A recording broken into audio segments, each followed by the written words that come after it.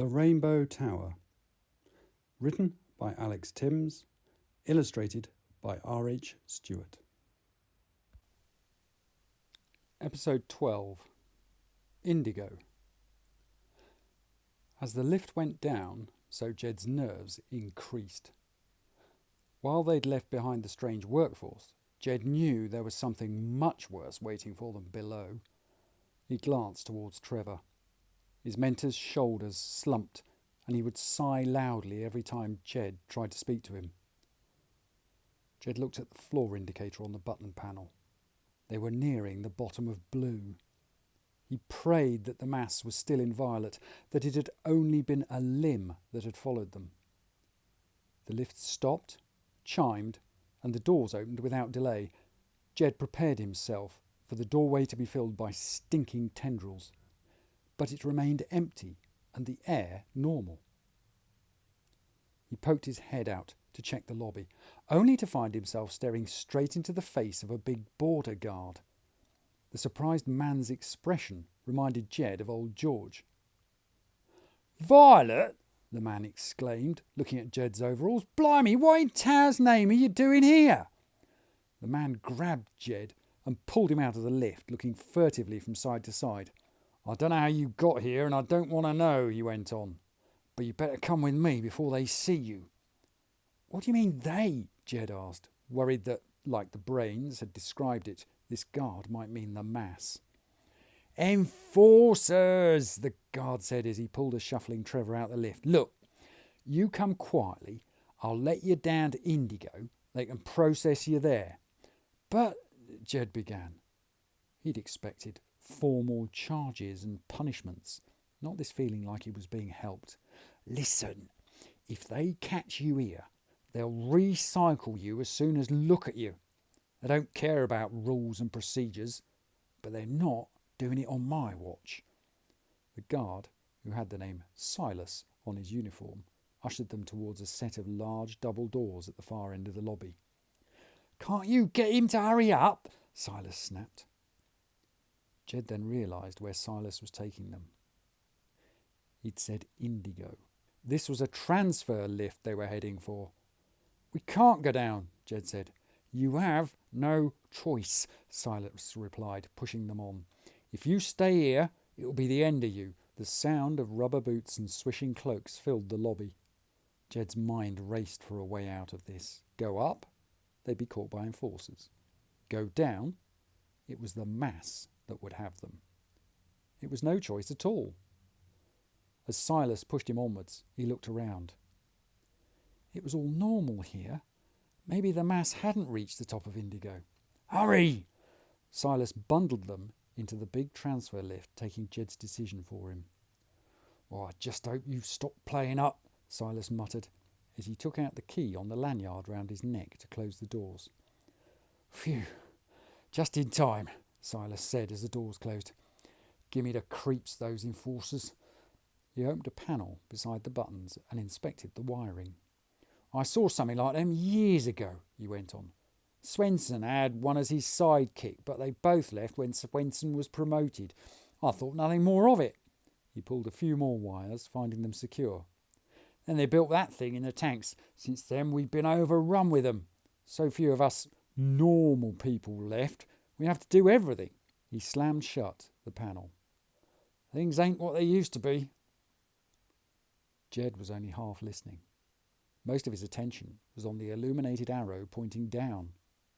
Beside him, Trevor just gazed at his own shoes. "Now, when we arrive in Indigo," Silas went on, "it'll be done by the book, okay?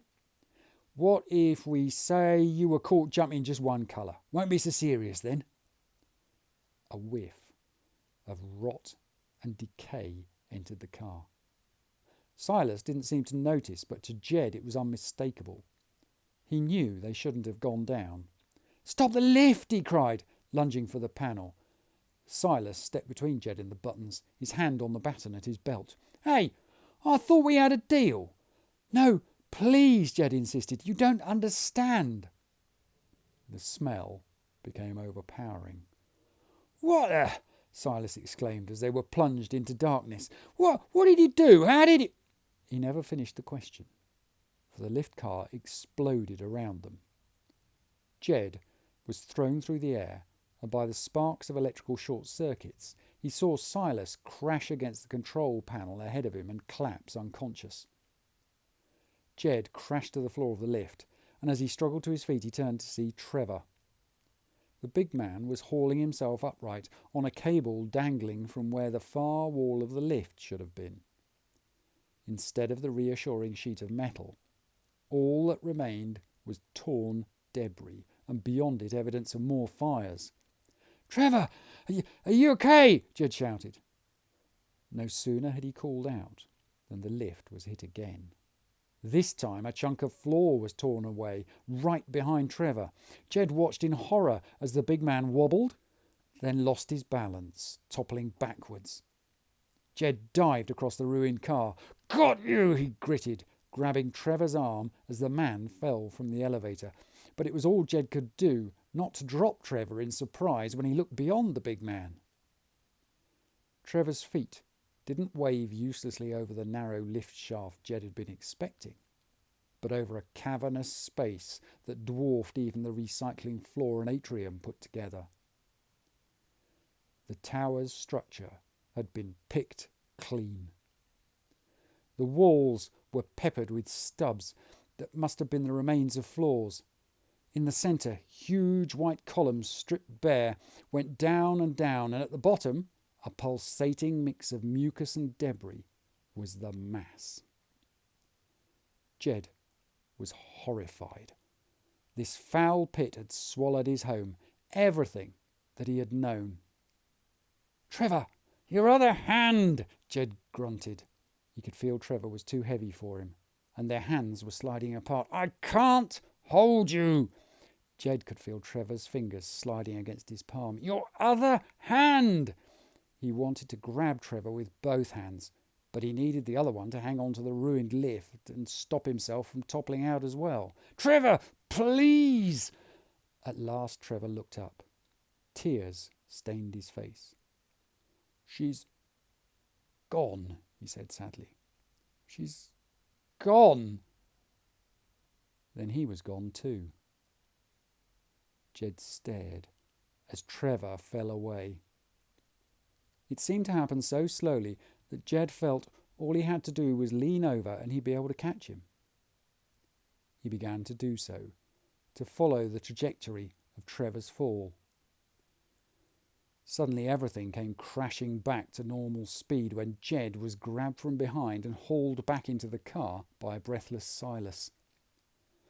"What are you doing?" Silas gasped, collapsing against one of the walls, which was still intact. "And where's Indigo and Violet? I came from Violet." Jed didn't appear to hear him. "He gave up," he spat. "He let go."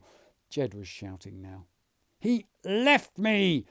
Jed was crying, angry, hot tears which he didn't want and which he tried to smear away. "Why do they always leave me?" He hit the side of the lift in frustration, only to dive to one side as the wall disappeared. Tentacles from the mass below were tearing the car apart. Thank you very much for listening to The Rainbow Tower. To see more of R H Stewart's excellent artwork, you'll find him on Instagram at roy.hootson.stewart. For Alex Tymms, why not try the novel OutCaste at ao3.com? Or, for something completely different, check out the Amier series on YouTube or at amier.com, also by Alex Tymms. The Rainbow Tower. Text copyright Alex Tymms. Illustrations copyright R H Stewart. The right of Alex Tymms and R H Stewart to be identified as the author and illustrator of this work has been asserted in accordance with the Copyright Designs and Patents Act 1988.